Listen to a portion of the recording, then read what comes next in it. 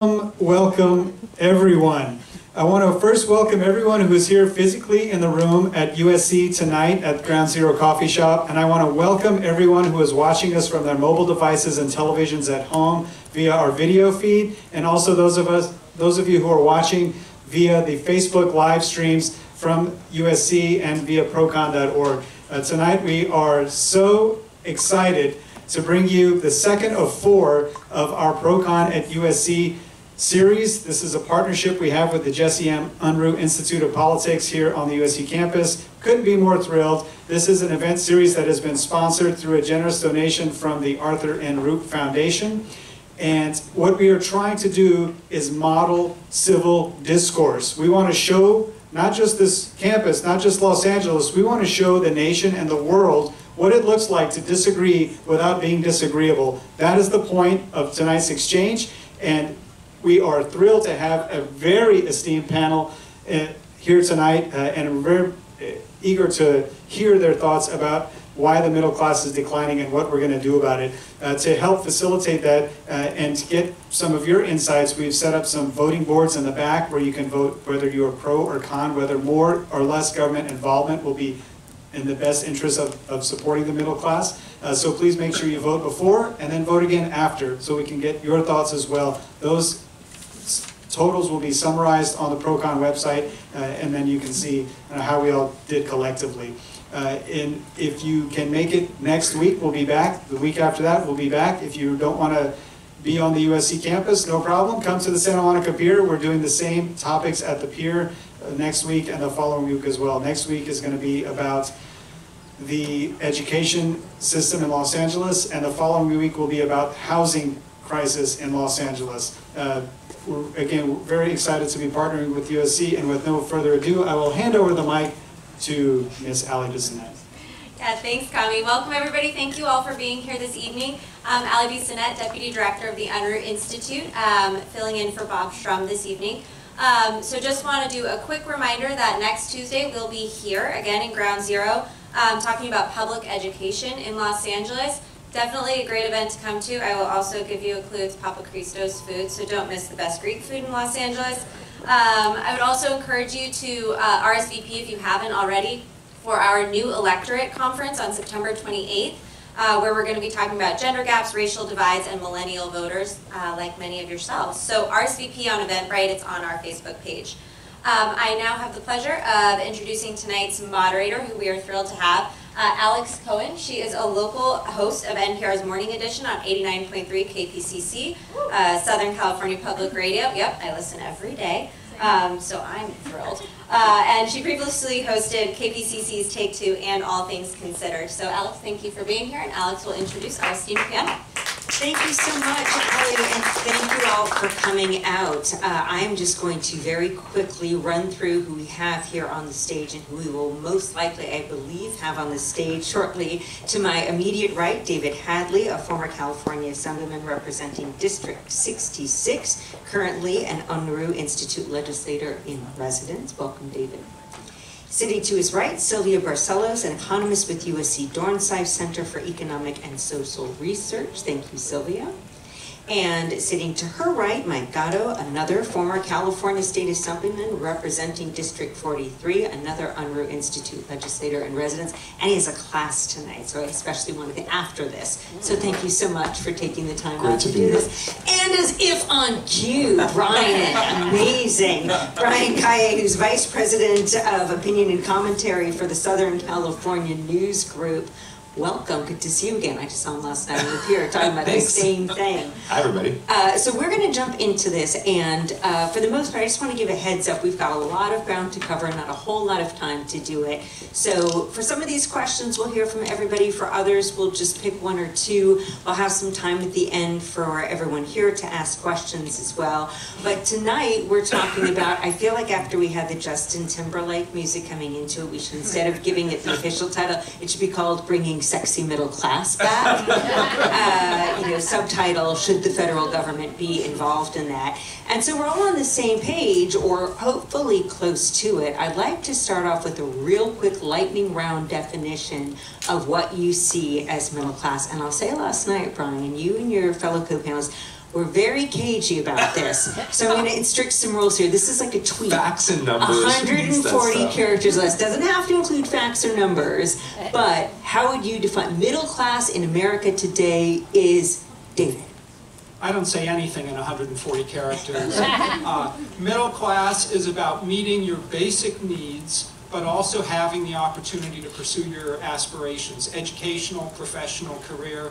We work to live, but we also live to do a lot of other things. And middle class is both an economic concept and an aspirational concept. Fair enough. Sylvia? Well, as a researcher here in the panel, I'll go with the definition of the Pew Research Center study. So for them, middle class ranges from lower income in 2014, $44,000 to $144,000 for a family of 4. I love this one already, providing actual concrete numbers. Thank you so much. No pressure. Mike Gatto with more numbers or more of an idea. How do you define no middle numbers. class? Middle class to me means families that do not qualify for any type of governmental assistance, whether it's scholarships or some of the other government assistance, but they're also in a position where money is not something that they not have to worry about, if that makes sense. They're definitely not in a position where they are as secure as the ultra-wealthy, but they're also not in a position where anybody's helping them out. Brian? I agree with all three of them. And I would. You can rest it and see all of the above. All of the above, I think, is actually good. I would add to that one thing, which is also retirement security. So when I think of the middle class, I think of my grandparents who both passed away now. But my grandfather was a union steward in a bakery, Bond's Bakery, and while they weren't living paycheck to paycheck, funds were still tight, but they could provide food, they could provide an occasional trip on the weekend for their family, but they could also know that when they retired, that they weren't going to have to worry about completely uprooting and changing their lives. So I think retirement security is part of that.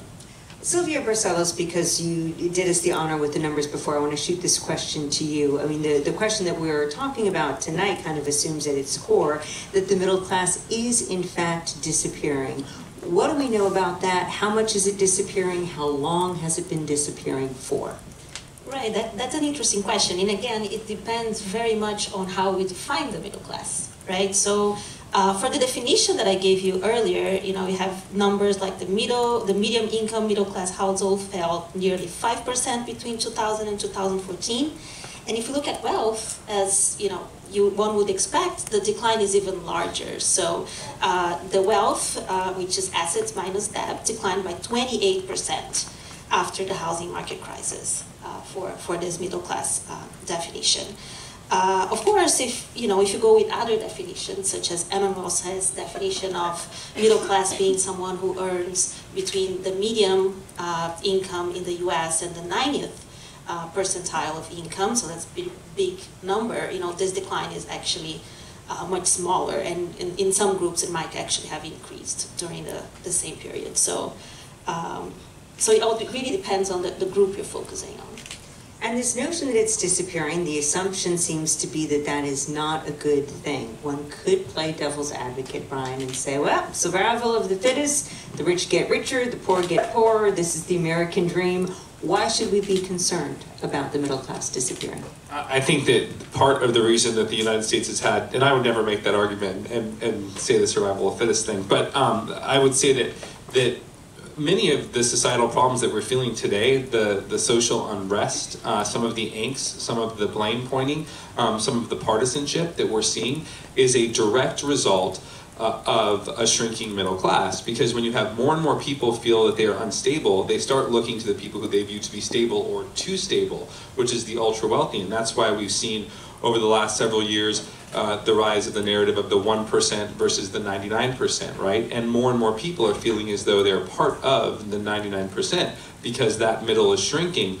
The greatness of America was the greatness of our middle class, that so many people could achieve the American dream and be stable, have retirement security, have income, sustain their families, sustain their aspirations as David had.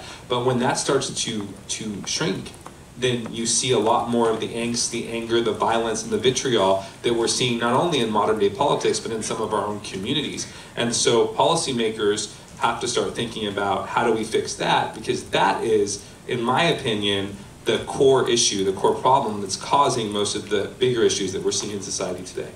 you said the P word, policymakers. So at this point, Yeah, I blame David Hadley these two. and Mike Gatto, not blaming anybody. But gentlemen, I'd like to turn to the two of you. When you were serving in the legislature, there are so many things, especially here in California, that you have to think about. The environment and education and healthcare, and the list goes on and on and on and on. How much were you thinking about the middle class, and what sense of responsibility or mission did you feel on that front? Mike, you want to start? So I think we've been approaching this problem completely wrong.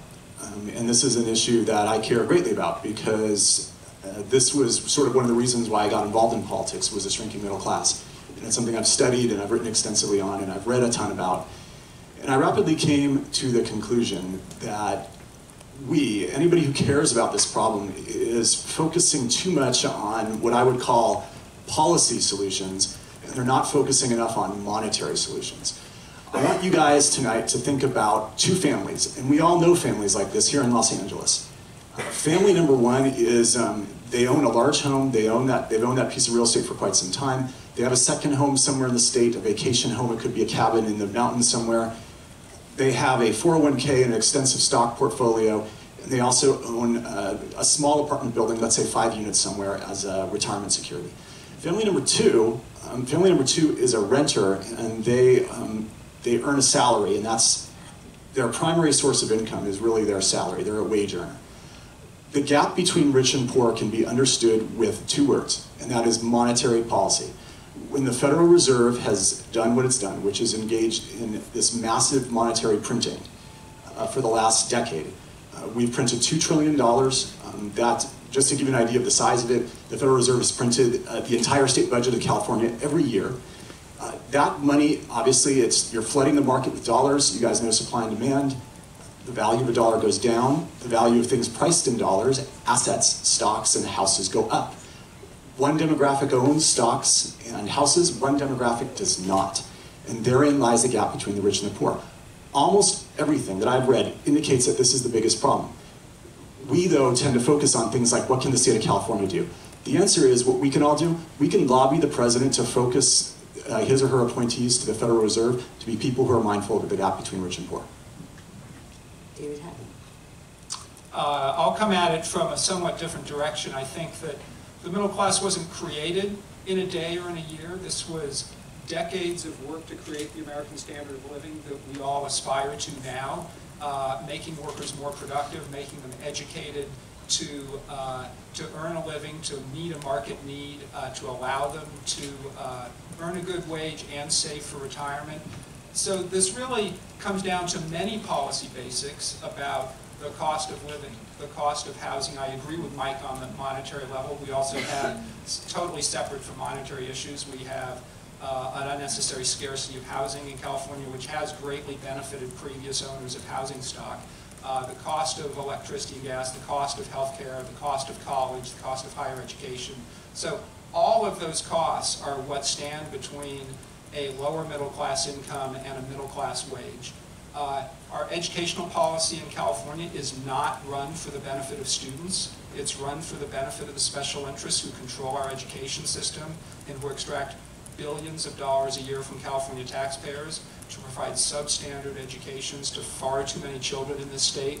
And so when you make the cost of living high and when you create limited educational opportunities for millions of kids, both in California and around the country, you make it much harder than it needs to be to enter and to stay in the middle class. I do want to talk about education, but before we do that, I want to talk about one way in which we've seen government on any number of levels, local, state, federal, get involved and try to make change, economic change, and that is a minimum wage. Something, this is the way to go, this is the way to save the middle class, others couldn't disagree more. Is this the way to go? I'd like to throw it out. Who wants to jump in? Well, I'm on record, so I'll start. I voted against the increase in the statewide minimum wage when I was in the state legislature. I will add another policy area which is complementary and I think much more effective. I supported the earned income tax credit in the legislature. We need to create work opportunities, and we need to make sure work is rewarded. But the most important thing about a first job is the opportunity, the ladder of opportunity that it starts to create. We need to make sure that young people can enter the workforce, gain the skills to develop working class, middle class income standards. So I don't support the minimum wage that California has on a statewide level. I do support the earned income tax credit to make sure that low-income Californians, low-income Americans are earning somewhat much closer to middle-class wages, even when they're not productive enough to justify that in the marketplace. And I'll jump in with my 2 cents, and hopefully it'll only be 3 sentences. So I voted for the minimum wage increases when I was in the state legislature. I view it as a Band-Aid on a patient that has been machine gunned like Sonny Corleone at the toll plaza. Raising salaries of the lowest income earners from $24,000 a year to $27,000 a year, when the people who own 3 or 4 houses have seen a 30 or 40% gain in the value of their houses because of our monetary policy, you're not going to bridge the gap that way. Right, and if I might jump in, so if you think also in terms of just pure economic theory, it's some people with minimum wage, some people will lose and some people will gain, right? So it's great if you have a job and if you keep your job and now you're earning more, you're gaining, but it will actually be people who lose their jobs because of increases in minimum wage. So it's as very often a policy that will benefit some to the extent of others.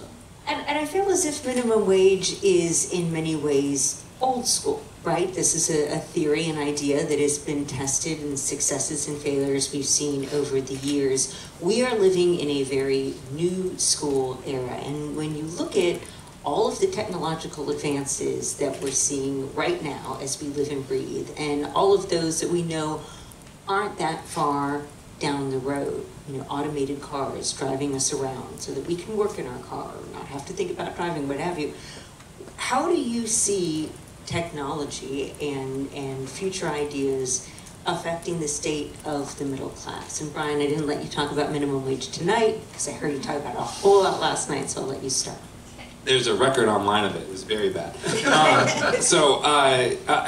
think that technology plays a huge role here in the discussion about the future of our economy, and I think that that's why policymakers need to get ahead of the technological revolution. There's a lot of concern, I think. I mean, let's use Uber as the perfect example. I'm a big proponent of Uber, have been a big proponent since day one. I wish I would have invested because I'd be real rich right now.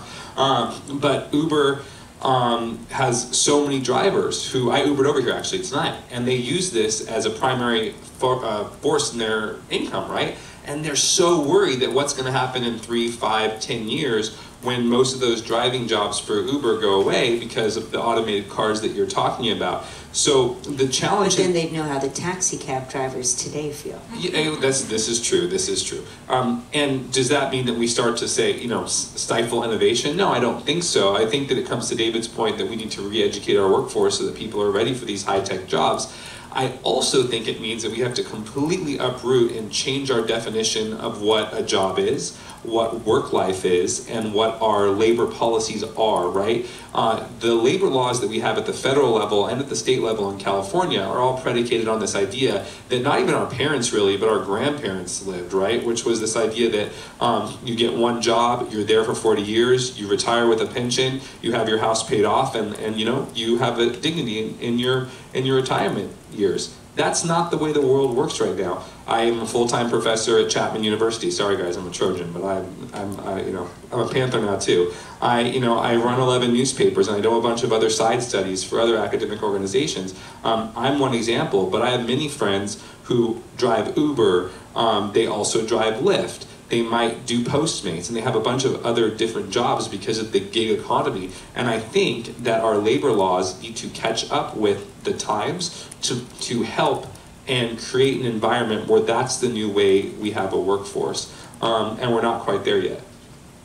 Just to add something real quick, so I was a history major. You can read books written about the reign of the Emperor Vespasian in Rome in the year 70 AD, where they are talking about technology supplanting workers. You can read the same books from the 1600s, talking about how technology is going to supplant workers. I might be an extremist on this, but I don't think it's going to happen. It has never happened. The workforce changes. There's a lot more people in service professions now than have ever been. 70 years ago, nobody got massages. Very few people had accountants. Nobody had a lawyer. A lot of people built their own houses. But nowadays you hire somebody else to do those things. And I think the workforce will change, but I don't think we will ever have a situation where technology supplants jobs. I think that's an illusion, and I think it always has been. Right, but I think also that that's definitely true, but we need to think of re-educating and what's the role of the university in this sense, right? Because we do know that jobs that are more routine, that are more, that can be supplanted by machines are being. So it's really, how do we prepare the students for the world today? It's really about giving them skills that complement technology and not that they're substituted by technology. So more than ever, we need to teach them how to think and how to learn by themselves, for themselves, and not only that content or that specific skill. And to bring it back to our central question here, which is what is the role of government involvement, I'd like to bring up the R word of regulation. And David, I'll let you take first crack at it. I mean, we're do that to the Republican. He's going to smack this one out of the park. And I'll let the rest of you get to it afterwards. But, this is a big question when we see these wide open landscapes where there aren't a whole lot of rules and regulations, be it Uber at the airport or people renting out their homes through Airbnb. What role does should the government have in terms of regulating to make sure that the middle class doesn't in fact stay intact?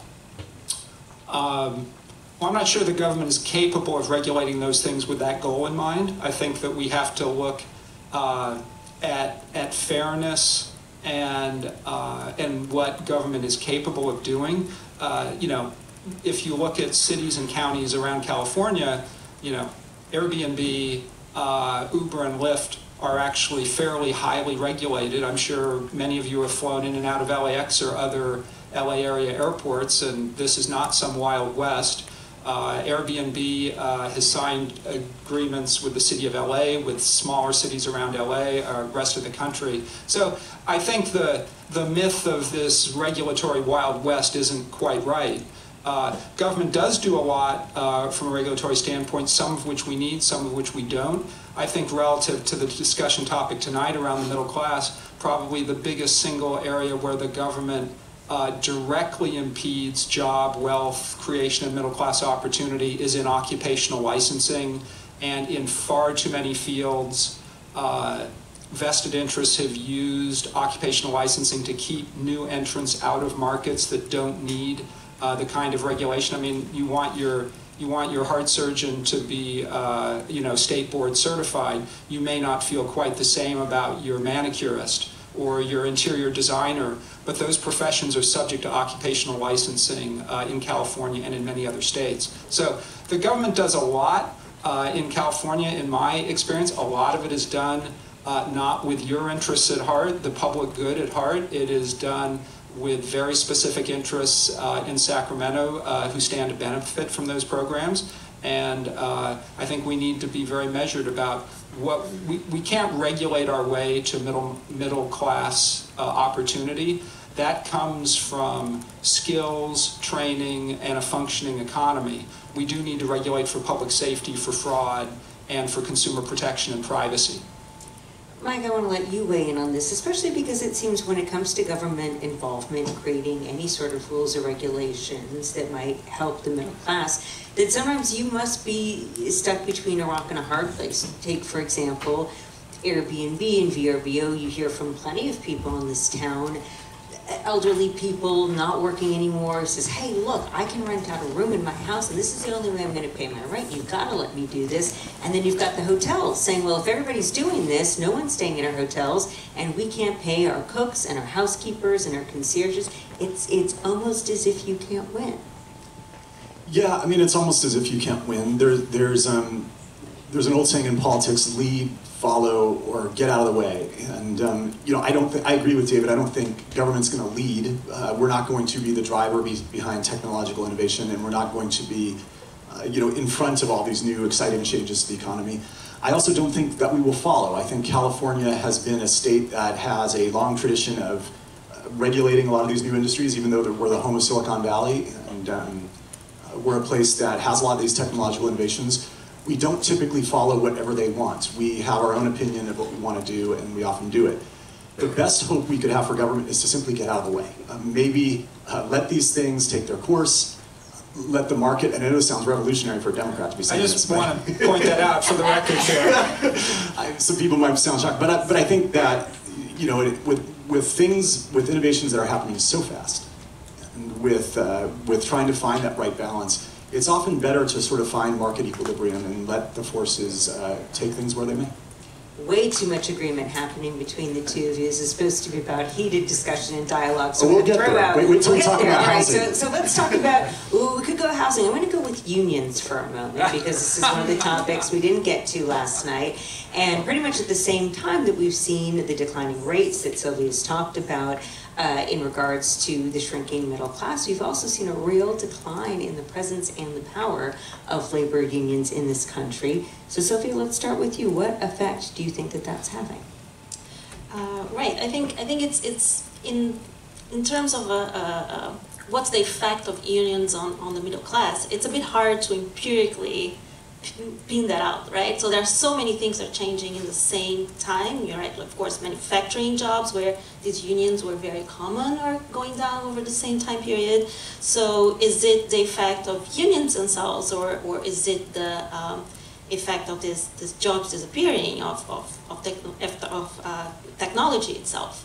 So it's very hard for me to think that, oh, like a comeback of unions would actually help the middle class. At least I think we don't have concrete evidence that would be the case. You know, right now with the type of technological advances that we've been talking about and the kind of job changes that we've been talking about, it would be much harder for workers to unionize, because now that each worker is doing something much different than their co-workers. So they're much less homogeneous in a sense. So in my view, unions might not be the way to go. Okay, now I can jump in and earn my Democratic stripes back. There's a bumper sticker that you see on a few cars every once in a while, and it says, unions, the people who brought you the weekend. And that's really true. The band, The Weekend, or like The Weekend, and things like child labor laws, and an 8-hour workday, and a lunch break. These are things that unions fought for and secured in the earlier part of last century. And there's no way we could sit here and argue that unions did not make life just immeasurably better for so many different workers throughout American history. And I also think now that they play a very, very strong role in making what is left of the middle class still exist. Union jobs are good jobs. They pay well. And it really just comes down to raw economic power. On one side, you have a powerful company with powerful lobbyists and a whole lot of economic power. On the other side, you have all the workers banding together to get some of that power back in negotiations. That's all a union is. But that power is tremendous. And if you ever have an opportunity to join a union, I strongly suggest you do so. Brian either ate a lemon or strongly disagrees. I'm going to go with the latter. Well, no, I mean, I value unions. Like, I think that there was a point in American history that unions provided much needed protections for workers. I think there's a really important distinction to be made between private sector unions and public sector unions. So I'm very much in support of private sector unions. I think they do good work. I think they're important, and I have the utmost respect. But I also live in California, where the strongest political force, and you can name all the corporations that you want, Mr. Gatto, but we know that the top spender on politics in the state of California is the California Teachers Association. And so unions are so powerful in the public sector here, they can get anything they want passed mostly, or they can block anything that they want. And I think that's a real problem that we've seen in California. And the best example that I could give is education. If unions are doing so much to help the middle class and the lower class, the first thing that they would do is fix our education system. In California, we spend among the most on education, yet we are 48th in the country And the California Teachers Association is the most powerful union in the state and probably, frankly, in the country. So for me, until they put the kids in the middle class ahead of politics, I can't say that I'm a strong supporter of public sector unions in California or nationally. Private sector unions, I think, absolutely valuable, but politics and political power seems more important to public sector unions in California, and it kills me because the kids are the ones who are suffering. And I don't say that as like a talking point for everyone to say, oh, he's so compassionate, or what an asshole he's. I said that. There's a camera. Oops, my bad. But I say that because I'm someone who grew up in the public education system, who grew up really poor, who grew up in a really poor community with horrible schools, whose mother had to forge a utility bill to get me into a rich school district. So for me, it's really personal. So yes, we're going to have some fireworks over unions because I think there's some value in the history of this country with private sector unions, but I think that public sector unions have taken many aspects of our state in the wrong direction, and I would love to see the day that you and some others stand up to the unions and say, we're with you, but you need to be with the kids first, and you need to be with the middle class first. Let's put politics aside and do what's right. Would you like to respond, Mr. Gatto? You should. Look, my political career was very complicated. I'm not going to bore people with I mean, look, when I was first running, there were public sector unions that spent a lot of money dressing me up in clown suits, in 21 mailers to my district. And my crime was that I was not a member of the key public sector union where one of my opponents was. I've had no problem, I think you can tell with my personality, I've had no problem telling it like it is and standing up when I think a union is wrong. But the question was, do unions, are they by and large good for the middle class, or are they bad for the middle class? And I think, I mean, anybody who's studied history in the last 100 years would conclude that they are good for the middle class. Okay, we could talk about this all night, but we are getting to our last 10 minutes before we turn to the audience. And I do want to try to squeeze in if we can, because there were two topics that have been mentioned so far, and I think that they're both really important: education and housing. And since we were just talking about education, let's stick with that, but especially given the venue that we're here tonight and the audience we have, let's especially talk about the cost of a college education right now and the impact that that is having on our middle class, and to what extent, if at all, the government should get involved. David, let's start with you. Well, first of all, I want to give all the college students here some good news. Which is that statistically, and I don't say this is a cop-out for government action or inaction, but statistically, if you graduate from high school, do not have a child before you're married, and do not get convicted of a felony, you will make the middle class in America. That is a statistical truth for the overwhelming majority of people who are born in this country. So no felonies, folks. So no felony, well, that's not... having said that, when we speak about everything from retirement security, as Brian mentioned, to having the ability to meet your aspirations, as I was talking about earlier, college is a critical part of that. And we have made college unbelievably expensive. And it's a very complicated thing because on the one hand, you know, state legislators, you know, we could pop off about, you know, state institutions like, you know, UCLA or Berkeley or what have you, but obviously we're not governing USC and private institutions. So there are broad social forces at work, everything from parents wanting the best for their children to the point that college standard of livings for many people are higher than they will be for 10 years after you graduate from college. Just walking around USC makes me want to go back to college. To in the public sector, not so much in the private sector, union power as well in the educational system. And that shows up in everything, excuse me for the faculty in the room, shows up for everything from teaching loads to the ratio of teaching to non-teaching professionals on college campuses.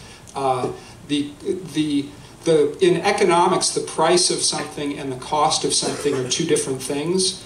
In politics, we frequently fudge those, but in the higher education setting, the cost of education is out of control. I think there are only so many things that the government can do about it when you see that this is a phenomenon that affects both public and private institutions. But it has reached a point where I think that it is not premature to consider some radical things about the endowments and the tax deductibility preferences of institutions. I mean, Harvard is a hedge fund with an education business on the side, and that should be run for the benefit of the public, not for the benefit of of just racking up the largest sum of money that you possibly can. Brian, you're championing the bit here. Yeah, so that's blasphemy at USC because we raise a lot of money here too.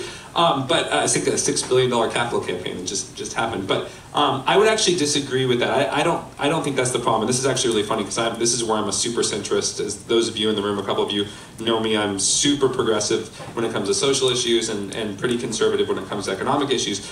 But this is one issue where we want to talk a lot about the student loan crisis and how we address that and whether it's loan forgiveness and all those things. I don't think that's obviously a problem that needs to be addressed, but that's not addressing the cause of the problem. And the cause, I think, is subsidies, most certainly, and also the cost of education. And this is where I become super radical and propose on the left and propose price caps. Because one thing that I think we all forget is that almost every single institution in this country, higher education institution in this country, besides a few, like Hillsdale College and a few who completely reject funding from the government, gets some form of federal funding, whether it's in grants or loans for students or whatever it is. And I think if the federal government is going to use tax dollars that belong to everyone in this country, that they have the opportunity and probably the obligation to cap the cost of any schools that are taking those dollars. And there's obviously some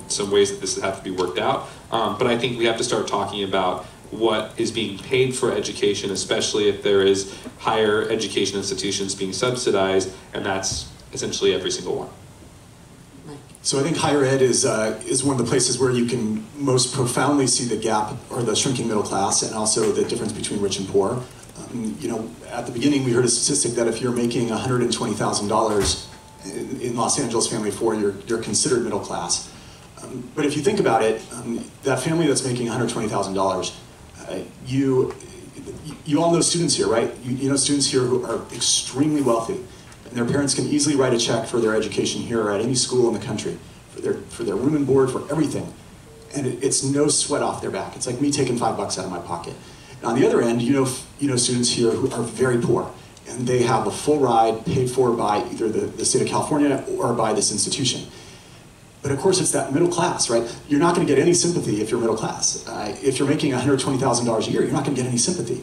Yet you, the middle class, that family, is the one who has to go into debt or has to really, really struggle to pay for an education. So this is the most important issue, or it should be one of the most important issues. I'll tell you another quick anecdote, and I'll tell you my solution. I have a friend, a couple that lives in Hamburg, Germany. The wife is the manager of a real estate investment trust. They own properties all over Europe. She manages properties in Spain and England and Germany, everywhere. She went to college, everything like that. Her husband is a Lufthansa mechanic. He did not go to college. Guess who makes more? Now in our country that would never be the case. The husband who's a Lufthansa mechanic would never make more. But in other countries, they send a percentage of their students down other paths to get real hardcore training, to get the jobs like fixing aircraft engines that pay really, really well. And they don't tell all their students this myth, which is go to college, get a master's degree, you will make it with that. Because I think that's increasingly a myth. I think that if a college diploma becomes the equivalent of a high school diploma, and everybody has one, then we're just going to be putting off the time that it takes for someone to become a productive member of society. So we have been sold a bill of goods to some degree in this country, which is we are training students for impractical jobs rather than the practical jobs, and we're telling them that there is no dignity in those other jobs, and I think we've got to change that if we're going to change things. I don't disagree that education is absolutely crucial in this day and age, but if you do not have a roof over your head, you're going to be pretty miserable if you have a master's or if you have nothing. And as we all know, California right now, especially Southern California right now, really struggling with this issue of housing. We just have a few minutes left on the clock. So Silvia, I'm going to let you take first crack, and perhaps only crack on this one, about how housing factors into all of this when it comes to looking at the middle class. Well, I think I'm not really I think you guys will have much more to say about this than I will, I think. Yeah. I'll let you guys talk. Real quick, so I actually wrote an op-ed on this. It's appearing in the Los Angeles Times tomorrow morning. Please read it. It's 10 principles that inform the housing debate. I do go back to what I said at the beginning, which is if you're printing lots and lots and lots of money and the value of dollars are going down and the value of assets are going up, that's the point of quantitative easing. Housing is going to continue to be expensive. Here's a quick thing on subsidies, because affordable housing is a buzzword. Los Angeles needs 30,000 units a year just in this city for the poorest of the poor, the most affordable class of housing. 30,000 units alone in the city of Los Angeles every year. The average subsidy for a unit is $357,000. Do that math. That's the entire state budget for the city of Los Angeles every year. We are not going to subsidize our way out of this crisis. And next time you want to publish an op-ed, I have 11 other better papers to be on the Times, just so we're clear. I had to say that. So I would also add that part of the reason that you have housing cost issue in California is supply and demand. We've, unfortunately made it very difficult to build in California in a slow process with some of our laws, including CEQA, which needs to be modernized. If you build more housing, housing costs come down. And one of the ways in which we solve this crisis is to build more housing. We're seeing that a little bit in Los Angeles, not enough. We're seeing a little bit in Orange County, not enough. But the entire state needs it. You're seeing groups funded by techies in the Bay Area come out that are YIMBY, Yes in My Backyard, which are meant to help the state of California realize that we need to build more housing to help bring the cost down. And there's not enough of a movement for that. But I think once we do, it's not a silver bullet, and I don't think there is. But I think that if you build more supply, you can bring costs down. And then you couple that with creative affordable housing policies that actually are meant to help people into their first home, as opposed to just get more fees for the state coffers. And then you have a winning solution. But the solution has to start with, how do we build more? How do we build sustainably? And how do we streamline that process? I want to turn it over to our audience now. We have some time for Q&A, and I really want to put focus on that first letter, Q. I know a lot of people in this room, not just our 4 panelists, have opinions, so please be sure if you have a particular panelist you'd like to hear from, let us know who that is, but most importantly, make sure that what you're saying is a question and not a statement. And let's see. I saw someone say yeah, that. right And we were having a hard time seeing you too. So. Yes, and we will hear you because we've got microphones. Hi, my name is Luke Phillips. I promised that I would save the hard questions for David. So David, you can take this, but anybody who wants to. Where does energy fit in on this? I mean, California has some of the highest energy costs in the country, if I'm not mistaken, and it also has some interesting programs going on with energy policy as well. So I was wondering if you guys could speak a little bit to where energy of any sort, alternative fuels, oil, nuclear, fits into the question of middle class status. Well, somebody just dimmed the lights in honor of the energy question, and so we look a lot better. Yeah, and probably us too. Huge topic. I'll just say a couple of things. One is that nationally, not so much in California, but nationally, the energy sector has been a source of some of the highest paying jobs in the country that don't require master's degrees and PhDs in computer science. It has been a real bright spot in the national economy that California has taken advantage of, but only to a limited degree. The cost of electricity, the cost of energy is higher in California than it should be. I have a notwithstanding my Republican stripes, I both come from a district and I have a lot of strong environmental views myself. Most of the cost premium in California for energy is theoretically for environmental reasons, some of which are valid, some of which are not. I personally think that if we are going to increase the cost to consumers for energy to meet environmental goals, that may be justified in some cases, but we should recognize it is virtually the most regressive tax that we can impose on Californians. And the right way to use the money that comes from that is not Sacramento pork barrel spending, which is not designed mostly to clean up the environment. The use of that should be to reduce the sales tax, which is the other most regressive tax in the state. So I think we can achieve our environmental goals, We may not lower energy costs as much as I'd like them to, but we can offset that with lower taxes on other consumer products. So a couple years ago, I met with some executives in Silicon Valley, and I pulled out my iPhone and I said, this was designed here, your company is headquartered here, your executives all live here. Is there a reason why you can't make these here? And I expected them to say wages. I expected them to say, well, we'd have to pay an American worker $20 an hour, and where we manufacture these, we pay someone $5 a day. But they said wages are not the biggest factor in manufacturing something like that. We can actually make that up with all the other costs. There's quality issues, there's shipping issues, there's all sorts of different issues. They said the biggest factor why we can't have manufacturing jobs in California is the cost of energy. So it's food for thought. I mean, we obviously want to have very strong environmental policies, but the energy costs, very good question. It does play a role in the quality of jobs in California. And let's take another question. We have a gentleman here on the couch. Hi, yes, Stephen Hubbard, Soul Price School. Just graduated from the professional doctorate program there. So between 2000 and 2008, 42,400 factories closed across the United States, and about 6 million manufacturing jobs were lost. And then a post-analysis of that revealed that about 85% of those jobs, those were all offshored, but actually have lost over the same period through automation. So my question is when you look at automation and offshoring, destroying jobs and hollowing out the middle class, what levers do you have to change those? Because I don't see the fiscal policy, I don't see minimum wage solving that, I don't see subsidies, taxes, or anything solving the problem with basically machines and people in other countries doing the work that used to be done here. Thank you.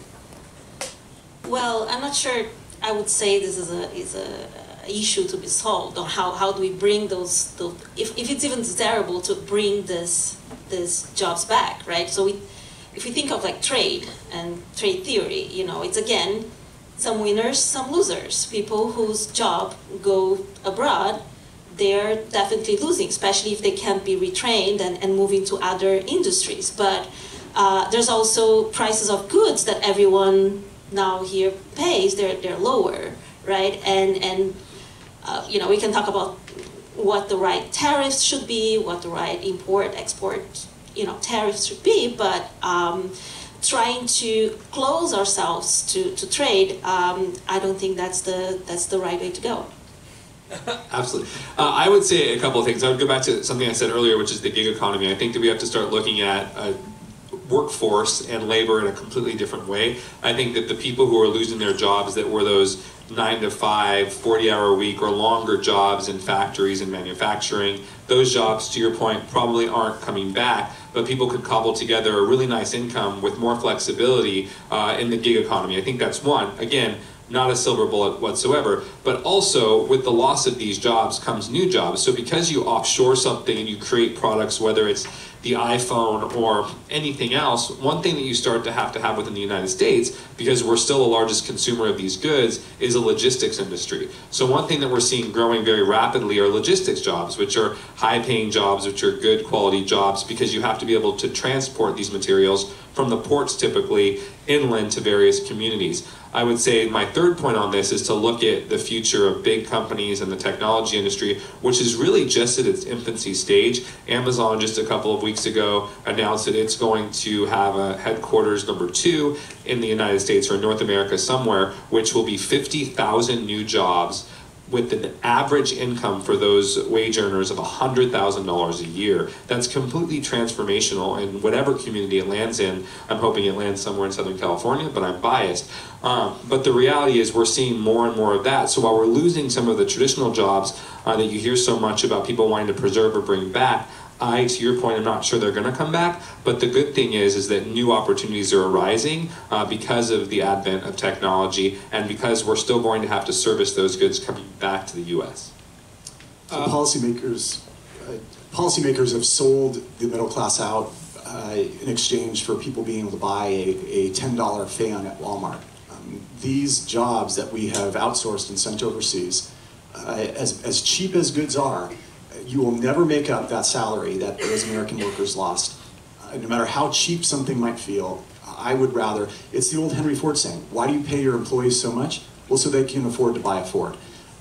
These jobs, I think it's terrible what we've done.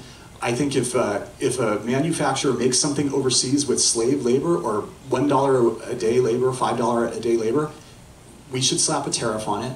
We should go back to the earlier days in our country. I know I've seen like the free tradists for a lot of things I've said up here. Trump. But there's a lot of Democrats who believe in tariffs too, and a lot of the working class believes in this too.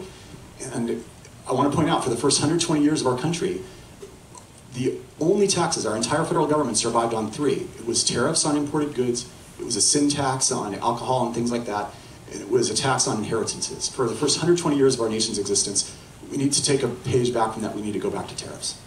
David Hadley, you've been waiting so patiently. I'm trying. This is a complex problem, and there is technology advancements, and there's offshoring, and all these things that the other panelists have described. But I want to leave you with one statistic on this, which is just damning of California policy. California is over 10% of the population of the United States. It's over 10% of the GNP of the United States. California, for the last 10 years, has gotten less than 2% of the manufacturing investment that has been made in the United States. So you can talk about global forces all you want, but many of the challenges to middle class opportunities and jobs in these sectors are made in California. They're made in Sacramento. All right, time for another question from our audience. I think we might have time for... I saw someone had their hand raised over there. Oh, yeah, I mean... Well, I had a question about, like, globalization, but I think you guys pretty much already answered it. But I can say it anyway. So I think you guys talked about a lot of really good economic indicators. So my question was, like, to what extent do you think globalization has shrunk the middle class, and like what do you think are economic solutions to that? You guys talked about the gig economy, and Trump has said like tariffs and protectionist things, but so is Bernie Sanders, by the way, just for the record. Yeah, so if you had anything else to add to that, but you guys did kind of answer it. So. I will wade in with a countercultural 2017 defense of globalization. The world does not owe the United States a middle class living. It is incumbent upon us, both as citizens and as residents and as parents, to create it for ourselves and our children through education and good behavior and investment in our own futures. But it's incumbent upon us to be productive enough and competitive enough to earn a middle-class living. I would have to disagree with my colleague Mike that you can dismiss a cheap fan, a cheap Walmart fan as never worth the cost. Our middle-class living has been built in no small degree on affordable goods, on affordable food, on affordable clothing. It is the most regulated and the most state-run sectors of our economy, education, healthcare, and so on, where prices do not fall, where innovation is not allowed to bring better solutions, not only for middle class and high earning jobs, but also for better goods and services for the public. So the world does not owe us, in the United States, a middle class existence. I don't think that there's a panel in Indonesia right now or any of the other countries that compete with us thinking about how they could make the American middle class better. But I'll tell you who owes us a middle class existence, and that is our policymakers. The people making these decisions, largely in Washington, D.C., they do owe Americans a middle class existence. They can do things to make our middle class better. And I think this idea of entering into trade agreements, the American worker will never compete with $5 a day labor. I have a friend who's now in the Assembly. He opened up he's now in the Senate. He opened up a solar company, and they had an office. They opened up one in Wales and one in China. At Wales, everybody was drinking, having a good time. This is great. You brought these jobs here. In China, on day one, they said it was like you could hear a pin drop. Everyone was really sad.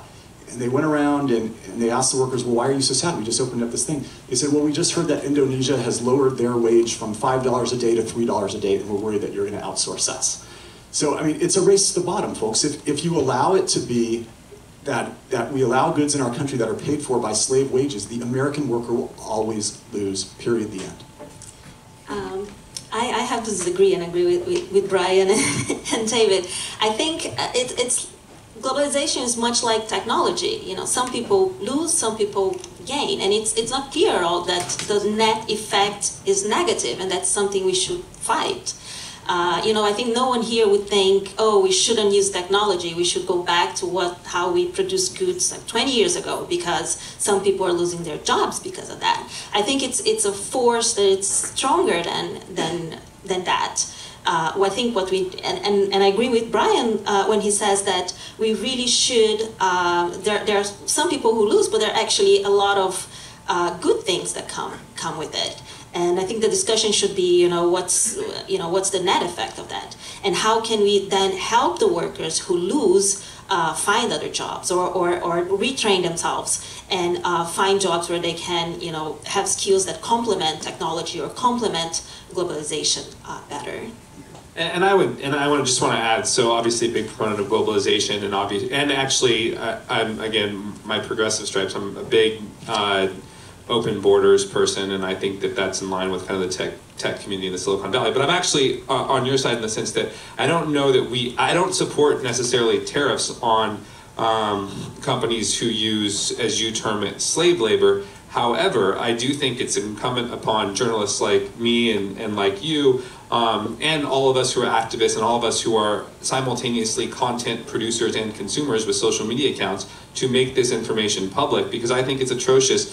Even though it's really good for the people who are in China who are like, oh, we finally have a job, even if it's $5 a day, I think that the more public awareness there is, the more likely that someone like me or you in this room is going to say, now that I have the information about how these workers are treated in another country, I'm not going to buy that product anymore until they do something. And I think that's the real way to change it, and which completely changes the dynamics. I'm not sure that the Trump or Sanders approach of tariffs is a good one. I think it's a bad one, actually. But I do think that what is good is making and building awareness around this type of labor being used, and then we as consumers and as a society say, that's not acceptable no matter where it is, we're not buying that product. And you see, when that happens, companies react a lot faster than when a government policy takes effect. So again, ladies and gentlemen, the question tonight is, do we need more government involvement to save the middle class from disappearing? Before our discussion and debate, a whole lot of people said yes. One person said no. You'll have the chance to weigh in on that again. Hopefully some minds out there have been swayed, because we've heard a number of compelling arguments this evening. And for that, I'd like to thank all four of our panelists, Brian Calle, Mike Gatto, Silvia Barcellos, and David Hadley. Thank you all so much for taking the time.